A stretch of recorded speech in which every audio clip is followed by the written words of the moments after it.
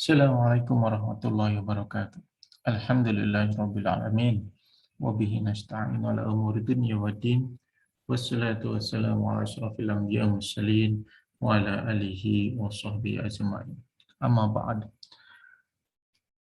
Baik teman-teman semuanya, kita akan membaca suatu buku, yaitu buku yang ditulis oleh Ahmad Zarkasi LC, yaitu Lagu, Nyanyian, dan Musik, Benarkah Diharamkan?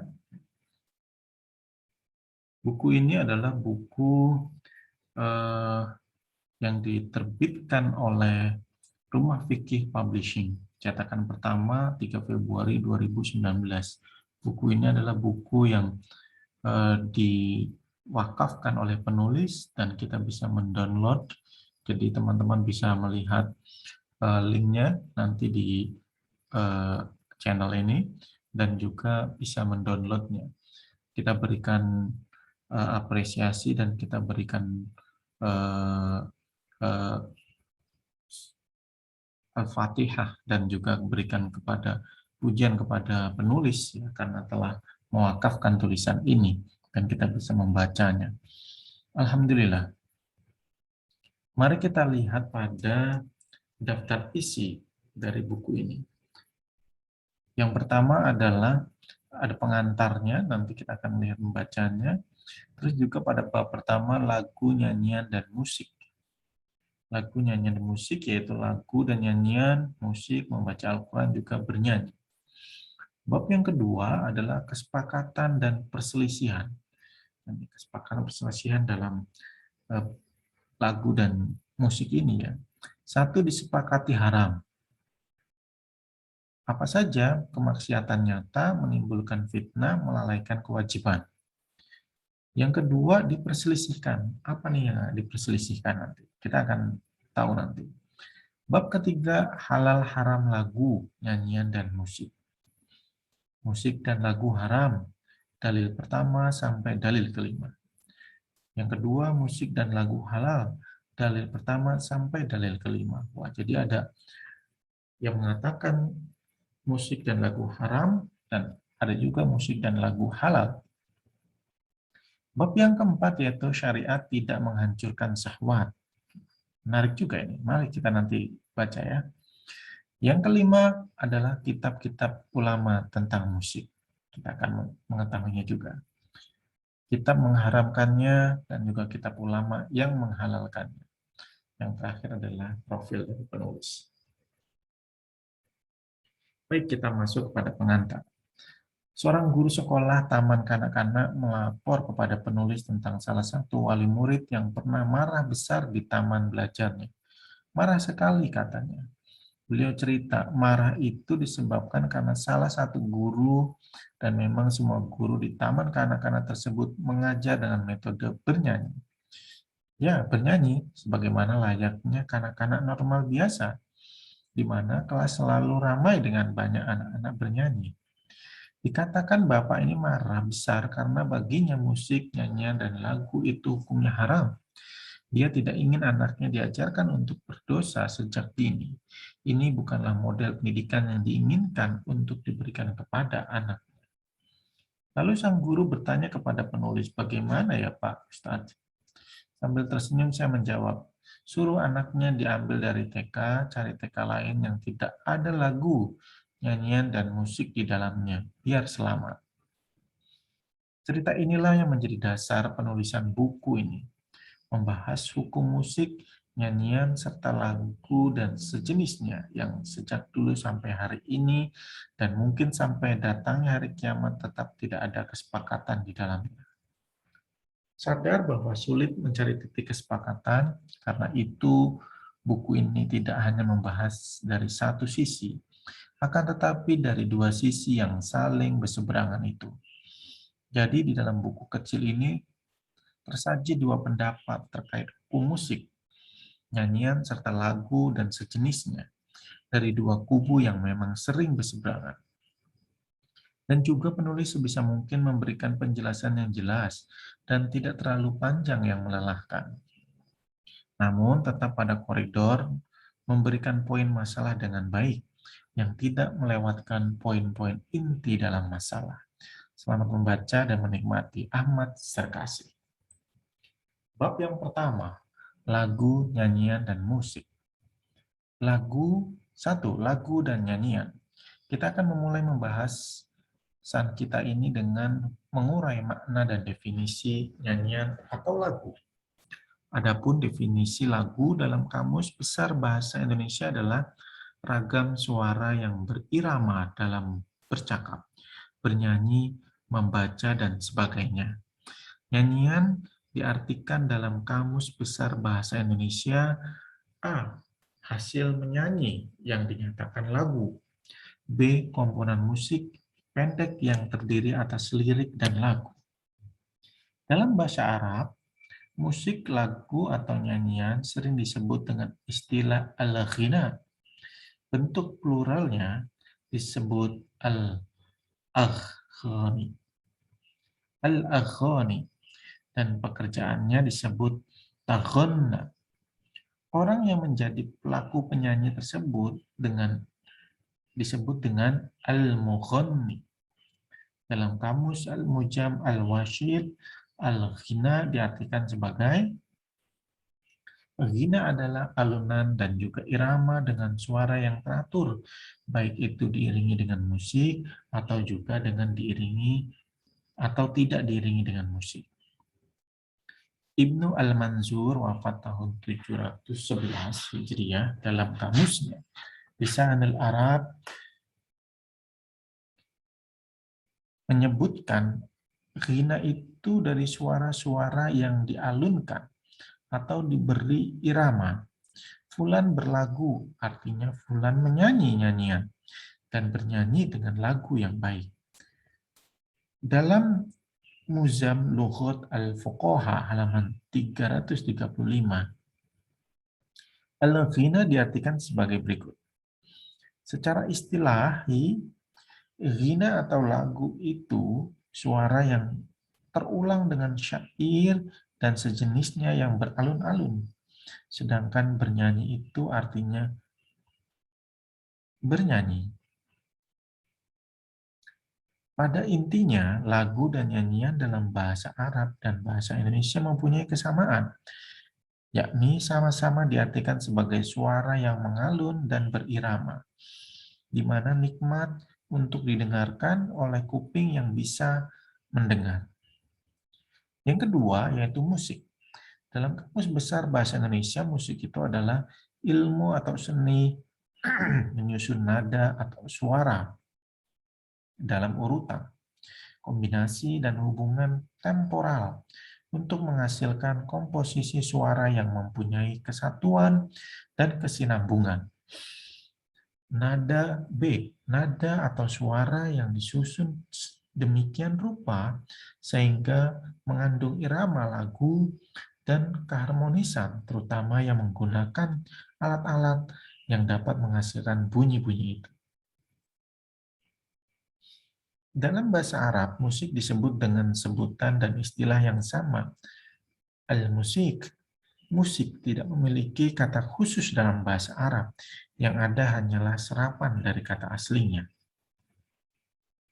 Dalam Al-Muzam Al-Waziz, musik diartikan sebagai berikut.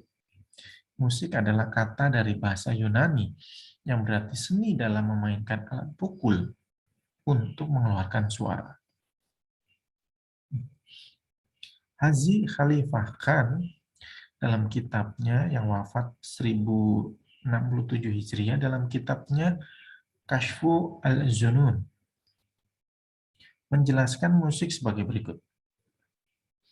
Musik adalah ilmu kesenian, di dalamnya mempelajari tentang suara, perpaduannya, dan mengkombinasikannya, serta ilmu tentang kompilasi kunci-kunci nada untuk bisa menghasilkan melodi dan irama. Bisa disimpulkan baik secara bahasa Arab atau juga bahasa Indonesia, makna musik sama, yakni kesenian atau ilmu seni yang mempelajari cara untuk mengatur suara agar menghasilkan nada dan irama yang enak didengar. Pada intinya, objek ilmu musik adalah suara manusia Karena memang benda yang bisa mengeluarkan suara di alam ini adalah pita suara manusia, serta makhluk hidup lainnya yang diciptakan oleh Allah Subhanahu wa Ta'ala. Hanya saja karena manusia tidak bisa mengeluarkan suara itu secara stabil dan terus-terusan, maka beberapa manusia terdahulu terfikirkan untuk membuat imitasi agar suara dari pita suara makhluk itu tetap ada dan manusianya tidak lelah. Karena itu lahir alat-alat musik. Al-Ghazali wafat 505 Hijriah menjelaskan itu dalam kitabnya Ihya Ulumuddin. Beliau menjelaskan, Imam Al-Ghazali dalam Ihya, sumber suara itu adalah kerongkongan makhluk hidup. Lalu dibuatlah alat musik dengan nada yang ada pada pita suara makhluk sebagai imitasi. Dan Allah Subhanahu wa Ta'ala mengizinkan itu karena salah satu tujuan penciptaan sebagai inspirasi. Setidaknya alat musik yang ada pada zaman sekarang terbagi menjadi 5 jenis alat musik. Satu dipetik seperti gitar. Dalam beberapa hadis, gitar sering disebut dengan istilah al-ud. Dan alat musik jenis ini sudah mulai masyhur di kalangan sahabat Nabi selepas Nabi Shallallahu Alaihi Wasallam wafat. Ditiup seperti seruling serta trompet. Dalam beberapa hadis kita menemukan adanya alat musik ini disebut dengan sebutan al-mizmar. Ini terdapat dalam hadis di mana budak bernyanyi di rumah Sayyidah Aisyah. Dipukul seperti gendang, drum, dan beberapa alat musik tradisional lainnya. Alat musik jenis ini yang paling banyak disebut dalam hadis Nabi Shallallahu Alaihi Wasallam. Karena memang perkembangan seni musik ketika itu baru sampai pada alat yang dipukul saja, belum seberkembang masa-masa setelahnya. Seperti al-duf, al-ghirbal, juga al-ma'azif, dan juga at-tabl, serta al-mizhar. Yang keempat adalah digesek, seperti biola, viola, cello, rebab, dan juga yang lebih modern, kontrabas. Alat musik ini tidak banyak atau bahkan tidak disebutkan dalam riwayat kenabian, karena memang alat musik jenis ini belum dikembangkan ketika itu. Dan ditekan. Yang kelima adalah alat musiknya ditekan. Yang memainkannya seperti ditekan dengan jari jemari pada alat-alat yang merupakan kunci dari suara-suara dan nada yang beraturan, seperti piano, organ, pianika, keyboard, atau juga yang lebih modern, lompat. Bagian ketiga, membaca Al-Quran juga bernyanyi. Dalam 3 kata yang diartikan di atas, kita bisa simpulkan bahwa musik itu adalah ilmu atau cara untuk menghasilkan lagu yang biasanya juga disebut dengan nyanyian. Mungkin sederhananya seperti ini, orang bernyanyi itu sama dengan orang berlagu, yakni menghasilkan ragam suara yang berirama. Hasilnya disebut nyanyian atau lagu, dan proses atau cara untuk membuat lagu atau nyanyian yang berirama itu adalah ilmu yang disebut dengan ilmu seni musik. Kami perjelas bahwa lagu itu adalah lantunan suara yang berirama dan susunan lirik yang teratur. Diiringi atau tidak diiringi dengan alat yang mengeluarkan irama alias alat musik. Maka cara atau media agar membuat alunan suara itu indah, berirama, dan bermelodi teratur, gunakanlah ilmu musik.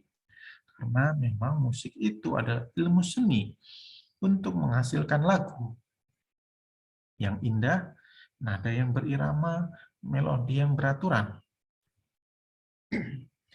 Jadi, lagu atau nyanyian itu tidak harus diiringi dengan musik atau alat. Itu berarti bahwa orang yang bersenandung dengan syair atau puisi itu juga dikatakan sebagai nyanyi, yang mana itu adalah pokok pembahasan buku ini. Berpuisi, bersyair, berseloka, berpantun, jika memang disampaikan dengan nada yang mengalun dan berirama, itu juga lagu, musik, dan juga nyanyian. Dan tidak Dan tidak salah, dan tidak berlebihan juga kalau kita katakan bahwa orang yang membaca ayat-ayat Al-Quran dengan alunan nada dan suara yang mengayun, itu juga ia sejatinya sedang bernyanyi. Nyanyiannya adalah ayat-ayat Al-Quran. Karena dia sudah memenuhi kriteria apa yang disebut dengan nyanyi dan juga lagu, yakni membaguskan suara dan membuat alunan nada pada suara. Bahkan Nabi Shallallahu Alaihi Wasallam pun menyebut dalam hadisnya yang diriwayatkan oleh Imam Bukhari, Imam Ibnu Majah, Imam Abu Daud, serta Imam Ahmad, dan juga Imam Ibnu Abi Syaibah. Dari Abu Hurairah radhiyallahu anhu, beliau berkata, Nabi Shallallahu Alaihi Wasallam bersabda, bukan dari golongan kami mereka yang tidak bernyanyi dengan Al-Quran.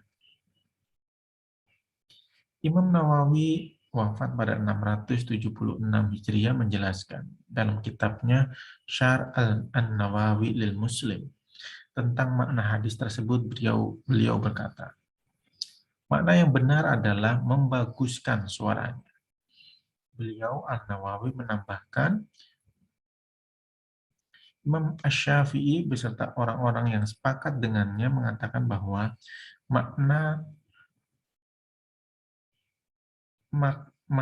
taganna dalam hadis itu adalah melirihkan suara dan memperindahnya, dengan acuan bahwa ada hadis Nabi Shallallahu Alaihi Wasallam, hiasilah bacaan Al-Quran kalian dengan suara yang indah. Yang pada akhirnya kita tahu bahwa maksud perkataan Nabi Shallallahu Alaihi Wasallam dengan kata taghanna dalam hadisnya itu adalah memperindah suara dengan memberikan hak-hak huruf atau ilmu tajwid. Yang memperindah suara adalah inti dari definisi bernyanyi. Maka tidak salah mengatakan bernyanyilah dalam bacaan Al-Quran. Bukankah memang kita senang dan gemar sekali mendengar bacaan Al-Quran dari imam-imam yang memperindah suara bacaannya dengan alunan dan irama? Apa mungkin ada yang sebaliknya? Senang jika mendengar bacaan Al-Quran yang acak-acakan dan tidak karuan? Tentu tidak ya. Baik, kita masuk kepada bab kedua.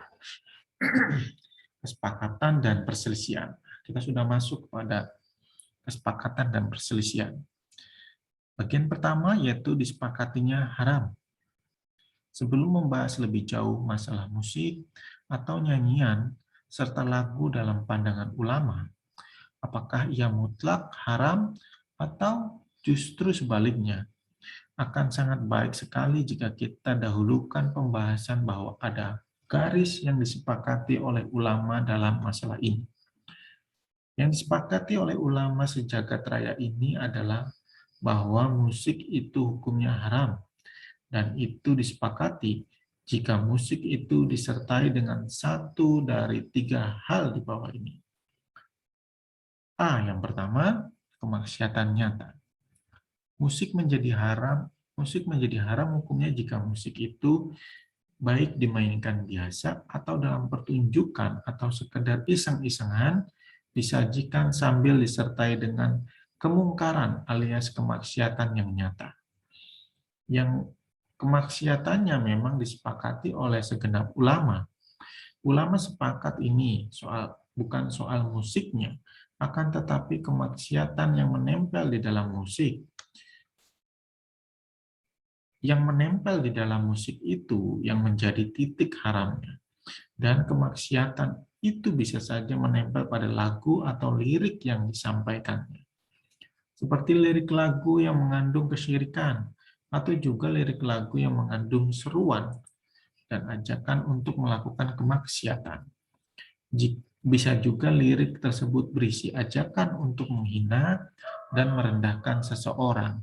Itu juga maksiat.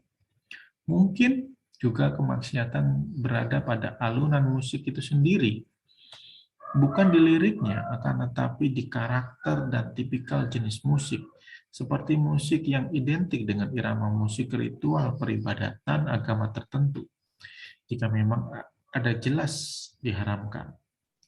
Karena memang haram bagi orang Muslim untuk menyerupai ritual ibadah agama di luar Islam.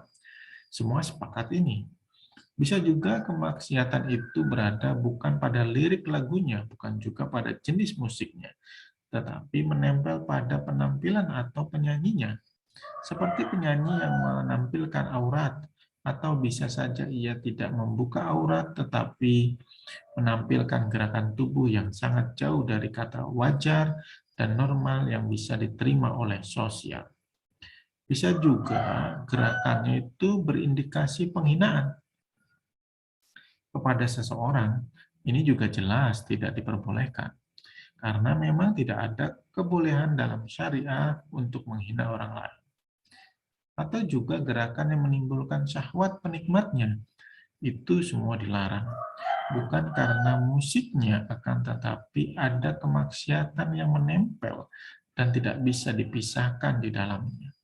Pada intinya bahwa segala apapun yang mendatangkan kemaksiatan, ia harus disingkirkan dalam pandangan atau jangkauan Muslim.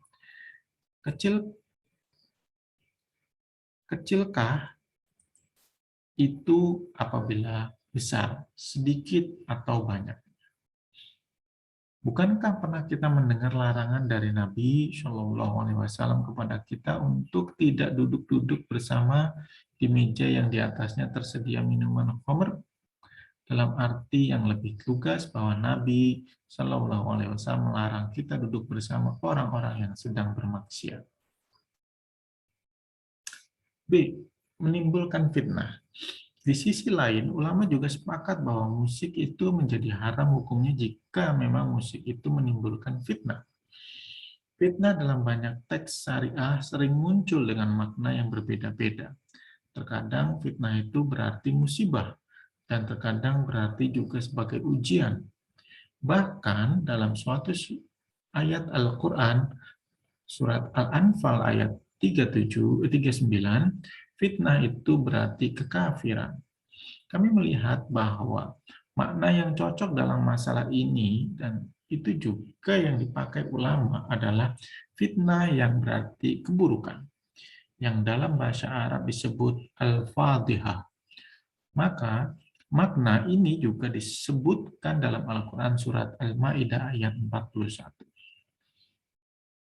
Dan sesiapa yang dikehendaki Allah keburukan, sedikit pun engkau tidak akan bisa menolaknya.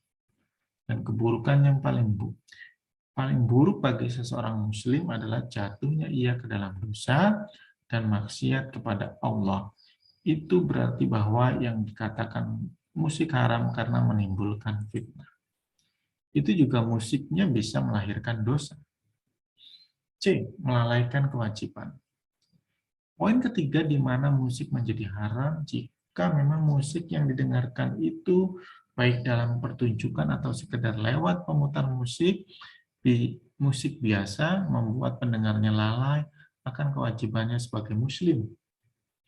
Jelas ini menjadi kesepakatan karena memang semua ulama pun sepakat bahwa seorang muslim wajib melaksanakan kewajibannya sebagai hamba Allah. Maka segala hal yang membuatnya tertahan atau terhalangi untuk melakukan kewajiban haruslah disingkirkan. Bagian 2, diperselisihkan. Musik menjadi diperselisihkan hukumnya jika memang musik tersebut terbebas dari 3 hal yang sudah disebutkan di atas. 1, musik tidak berkemaksiatan. Yang 2, musik tidak menimbulkan fitnah. Dan yang ketiga, musik tidak melalaikan kewajiban. Jika bebas ketiga hal tersebut, di sini hukum musik menjadi bias. Bisa dikatakan haram, tetapi juga sangat mungkin dikatakan halal. Tergantung dari pandangan siapa yang melihat masalah tersebut.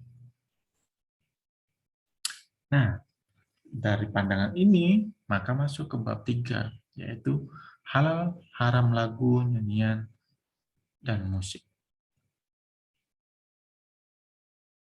Untuk bab yang ketiga, akan saya bacakan pada video berikutnya. Terima kasih. Silakan melihat pada video yang di atas ini. Ya, nanti akan masuk kepada bab yang ketiga lanjutan dari buku ini. Terima kasih. Assalamualaikum warahmatullahi wabarakatuh.